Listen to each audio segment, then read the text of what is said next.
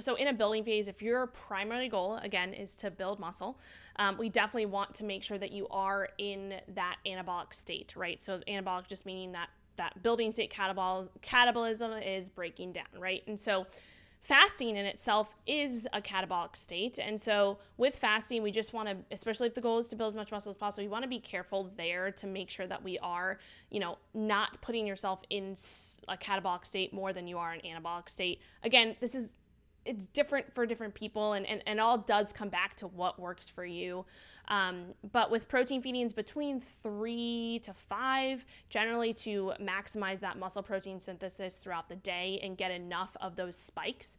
Because with muscle protein synthesis, we know, like you said, you recommend at least 25 grams. That's absolutely what I would recommend, like probably around 30 plus. Protein feedings, like 30 grams of protein per whatever meals you have. So if it's like 3 full meals and then a high protein snack, that's going to be advantageous because you need enough amino acids in general, but you also need enough leucine, which is one of the essential amino acids to spike that muscle protein synthesis. And so if you don't have enough protein in one feeding, you're not going to be able to get past that leucine threshold, really. So you're kind of doing yourself a disservice in that sense. So what, like you said, around 3 to 5 protein feedings a day, around 25 plus grams of protein, depending on where you're at with your other calories and macros. And then also just making sure that they're coming from a quality source.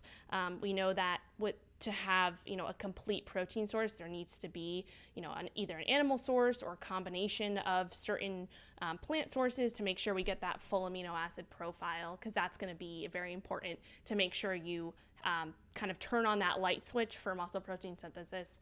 Everybody's heard of like BCAAs or branched chain amino acids, right? Or if you haven't, totally fine. There's 3 branched chain amino acids: leucine, isoleucine, and valine. And these are important for stimulating that muscle protein synthesis response. But a lot of people kind of get confused because they think, I can just make sure I get these BCAAs or drink like external BCAAs and I'll be spiking that muscle protein synthesis. That only happens to some degree. Yes, you could be spiking muscle protein synthesis, but if you don't have all of the other amino acids available, then it's kind of like putting a key in the engine, but not having any gas, right? So if you have that key, which is really, you can think about the key as leucine, kind of turning on that switch. But if you don't have gas in the car, you're not going to go anywhere, right? So you need those other amino acids available to continue the process of building, right? Getting you into that anabolic state.